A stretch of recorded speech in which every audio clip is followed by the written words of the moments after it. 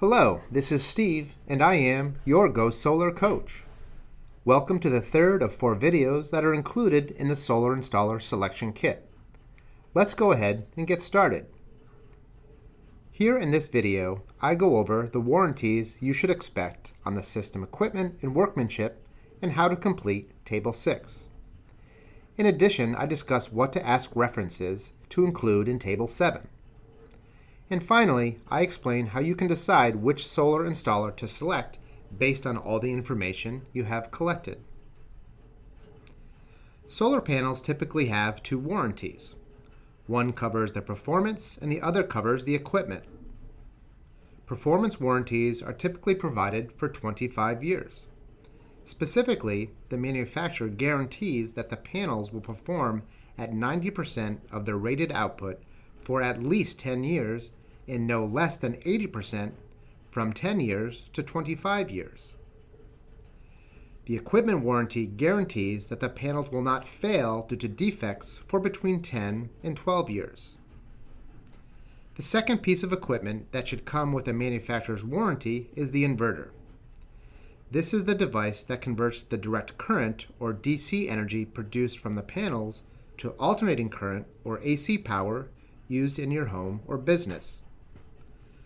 A reputable inverter manufacturer typically offers a warranty for between 10 and 15 years, providing a guarantee against failure due to manufacturer defects.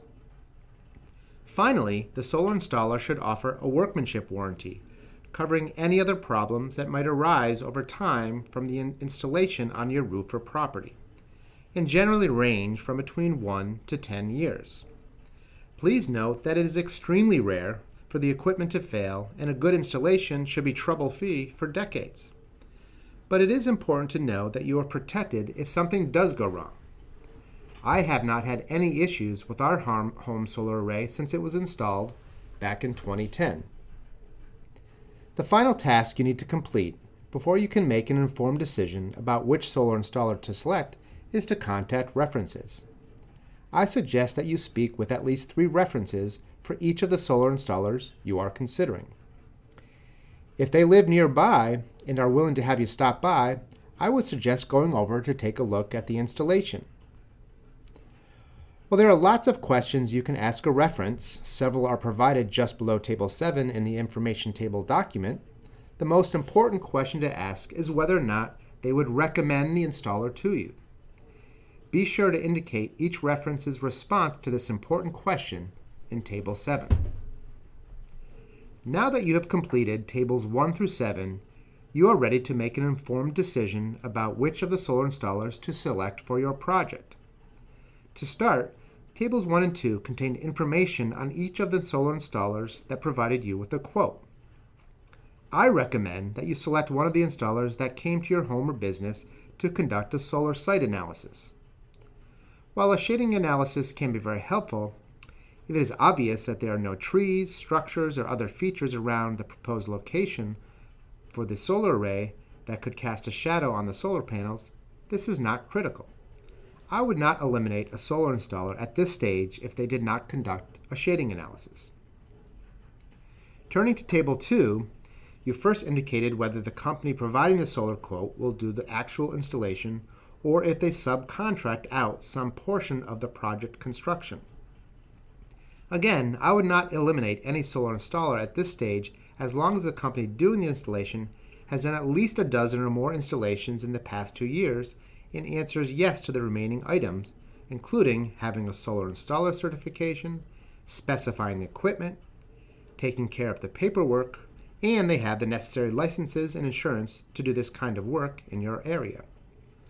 And finally, I would not eliminate any solar installers based on when they are available to install your system. While one may take several months and another could do the job next month, it may be to your advantage to wait for the installer that is busier and would not be able to get to your project right away.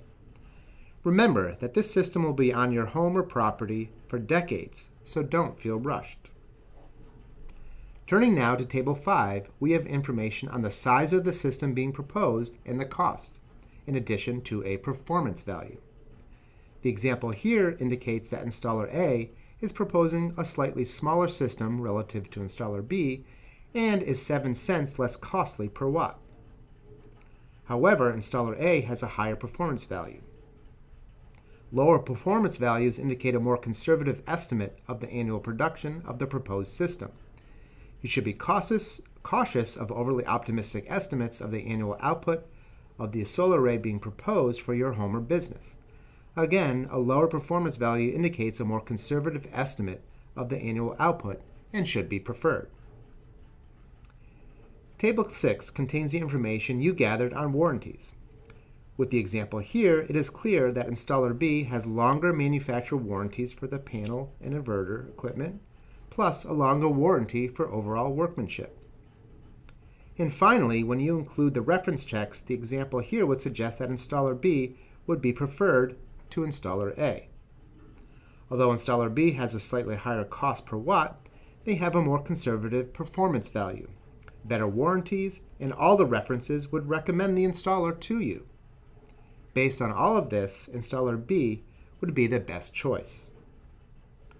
Nice job, you made it. Please feel free to contact me via email or phone if you have any questions. In the next video, I will help you evaluate your options on how to pay for the solar system.